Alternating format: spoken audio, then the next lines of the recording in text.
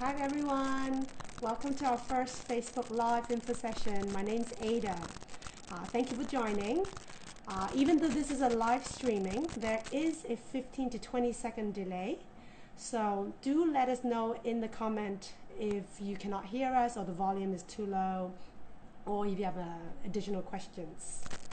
Well, today we're going to talk about how infant aquatics is able to teach non-verbal and non-walking baby how to swim.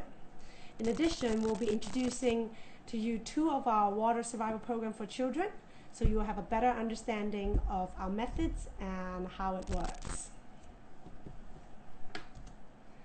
So Infant Aquatics is a global network based in the US. The founder developed the drowning prevention program 40 years ago.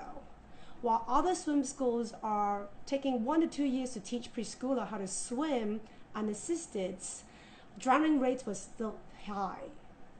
So that's because there's pools and lakes and beaches everywhere. So drowning is actually the leading cause of death for children aged 1 to 4, according to the CDC.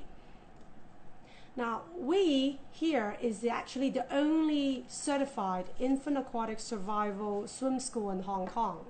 In Asia, there is only 2 schools.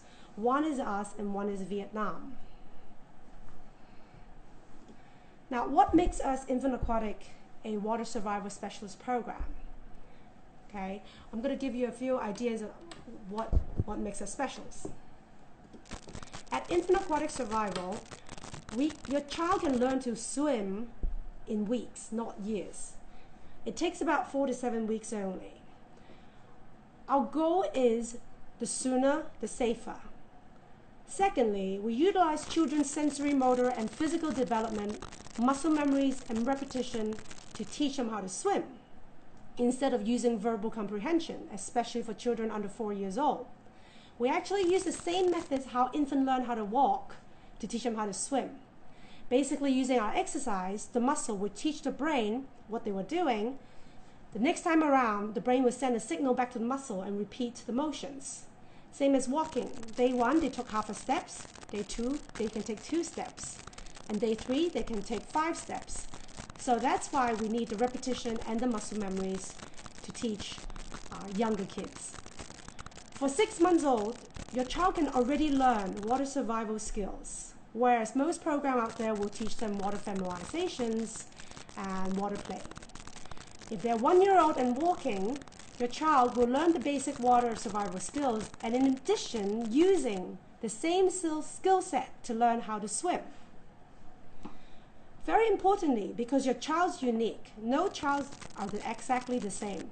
We customize our program so they're all one-on-one private, based on your child's mental, physical development, in addition to the attitude and behaviors.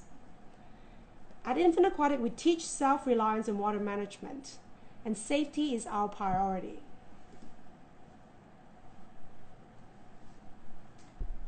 Now, we talk about the 2 programs that we are offering. The first one is called the Infant Water Survival, designed for 6 months and up, and for non-walking babies. Now you see this child is doing a fully closed simulations, learning breath control already, rotation to and readjust to a float position, rest, relax, and wait for rescue. This child is wearing a full diaper which weighs up to 3 pounds when it's wet, jeans, t-shirts, and shoes. Your kid will learn to swim in swimming suits, but at the end of the program, they have to go through a fully closed simulations in order to graduate. The second program we offered is called the Swim Float Swim program. The Swim Float Swim program is designed for 1 year or walking toddler and up. They have the same elements of the infant water survival, plus adding swimming elements to it. Here, Gavin is doing a face-down swim, roll over for air when he needs, when he's ready. He will then flip over to swim again. Should he need more air, he decided by himself that he needs more air, so he went back to a survival float. You will repeat the process if necessary. This swim float swim program is also done fully closed at the end as a simulation. I see comment coming in, we'll be answering them towards the end. Now, how are lessons constructed? All lessons are one-on-one private because every child's unique. We design it specifically for your child. They are 10 minutes each, 20 minutes for 4 years old and above, and 4 days per week. So people ask me, why 10 minutes? Why not 30 or 40 or 1 hour? Because in 10 minutes, children at that age will get cold and get tired. Even if the water is 29 to 30 degrees. Now, most importantly, your child will lose concentration after 10 minutes. They will not focus. We have tried to extend the program to a longer number of minutes, but they require the same number of lessons. So therefore, 10 minutes has been proven to be the golden number. Why 4 days a week? As we mentioned earlier, it's muscle memory and repetitions. They have small progress each day, and by the end of the week, they have a 40 minutes lessons, and you see big progress at the end of the week. For the baby program, infant water survival, 6 months up to non-walking babies, they are about 4 to 5 weeks. For the swim float swim program for walking toddlers and up, it's about 6 to 7 weeks. You get a daily progress report by the instructors by email every night. It tells you what they did that day and what they're going to learn the other day. All the classes are unaccompanied. Except for the first 2 days of lesson, parents are invited into the pool to get them familiarized with the pool and the instructor. Parents are also invited in the final week. This way, you learn how to swim with your child and how to maintain the skills. Now, class are unaccompanied. Will my baby cry? The answer is yes, yes, and yes. Let's understand why they're crying. 90% of the time, children cry because of separation anxiety. 80% of the time, children are crying because they are out of the comfort zone. Since birth, they are on land. Even though when you carry them, it's on land. You put them in the water, it's unfamiliarized and a different sensory for the whole body. In addition, they're learning new skills. Thirdly, is because they are not in control. All the children are kings and queens at home. When they cry, they get picked up. When they cry, they get milk. When they cry, they get what they want. But in our lessons, when you cry, it's actually a form of communication for us. It tells the instructor a lot about your child, and it helps us to design the program. One good example is last year, I had a 14-month girl, and she was the queen at home. Her lessons is 2:30 in the afternoon. And every time she comes in, she will have a complaint kind of cry. Ah. And one day she came in and her crying was totally different. So 30 seconds into lessons, I asked the nanny, is there anything we should be aware of? Change in routine, change in schedule, something different today?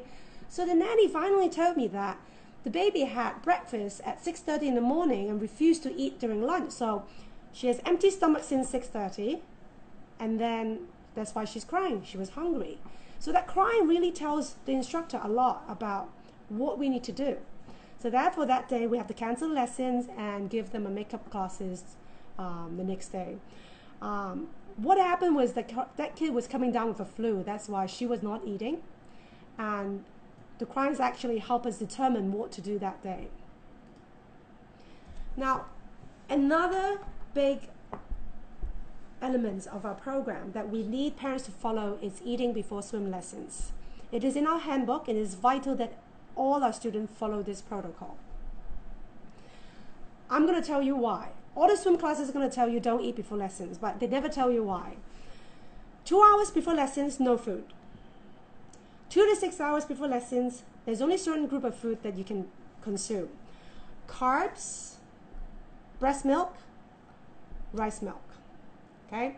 No protein, no dairy, no hard to digest food. Okay? Why is that? Because when your child is taking their lessons and they cry, they tend to swallow a lot of air. Sometimes when kids are learning to float, to hold the breath, they swallowed air as well. If you have an empty stomach, it's fine. But if your stomach is full and you have a whole belly of air, they need to be burped, or they burp naturally. So if your child is swimming face down, kick, kick, kick, kick, kick, come up, change in pressure in the tummy, burp, fine, vomit. But your child's going to associate vomit with swimming, which is a bad idea. Secondly, in our lesson, we don't just play with them. They swim face down and learn how to float. That change in pressure in the stomach will cause them to burp when they're learning how to float. If there's food in there, they're going to throw up.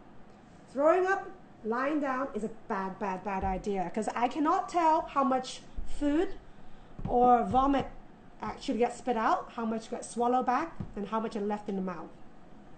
Especially formula milk and dairy, they tend to turn into acidic white glue. When they vomit, it actually sticks and kind of irritates the whole esophagus and the mouth. So therefore, please follow the protocol on feeding schedules around your lessons. Now, one of the other questions that most people will ask me is, will my child forget his or her survival float? The answer is, the best answer I'll give you is, practice makes perfect. Now, therefore, at the end of the program, we invite the parents back in the water to teach them how to maintain the skills. It's important that you swim with them regularly after they graduate, once a week if possible, especially for younger children, because the body is growing rapidly. The arms, the legs are growing at a very fast rate, and the center of gravity changes. So if you swim with them regularly, the float and the swim will be adjusted according to the body by themselves. But if you graduated and 3 months or 4 months you haven't put them in the water, and then trying to ask them to do a survival float, they will have a difficult time because the weight distribution is already different. Their float needs to be adjusted, and even the swim needs to be adjusted. So I highly recommend all parents to practice with the child after they graduate. What if you're really out of the water for 6 months? We have children that, because of schedulings, they are unable to get in the pool for 6 months. If they come back for a 3-day refresher, usually everything comes back to them, because we don't teach by verbal comprehension. We teach by muscle memory. The muscle actually remembers everything they learn. So that sums up our info session for today. Little bit more about our programs is we're offering them at 2 locations at the moment. One is at Parkview, and the other location is Hydro 1.0 in Kennedy Town. At Parkview, it is an indoor heated pool, and it's a state-of-the-art clubhouse facilities. And at the Hydro 1.0 in Kennedy Town, it is an aqua fitness center. It's very unique and private. When we're having lesson, we are actually only people doing the lesson there, so it's very exclusive. There's no other swimmer, splashing on the other lane. So if you are interested in this location, please feel free to email us or WhatsApp us. We do have a comment from Maddie. Will we get in the water with the kids to start? Yes. In the first 1 to 2 lessons, the mom is invited into the water, or dad, to get them do some simple playing and drills. Usually by the 2nd or the 3rd day, our instructor will tell you when they're actually ready to go solo. So this way, you can ease them in there. Some kids, I have a kid that actually cries when mommy was in the water, and mommy get out of the water, he was laughing for the next 6 weeks. So every kid's going to be different, and you know your kids best. Thank you very much for joining our info sessions. Please, if you have any questions, leave them on the Facebook page, or WhatsApp us in our phone number, or email us. Thank you, and hope to see you all soon. Bye. We do actually have one more comment. What do you plan to do with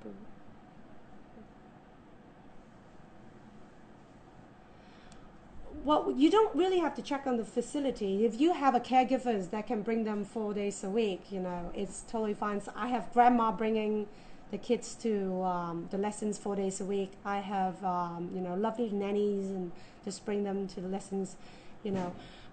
If you have already joined this info session, you don't have to come for a class observation if you don't want to. You just have to make sure that you understand everything on the handbook, especially on the feeding schedules and on you know, the crying, you know, why they cry, because you know, we do understand, me as a mom, you know, I sometimes cannot stand my own child crying, so that's important for you to understand through these info sessions. But if you do have questions and you've joined this info session and unable to meet us at the pool, please give me a call and we can work something out for you. All right, I think that's for today, and I hope to see you all soon. Bye.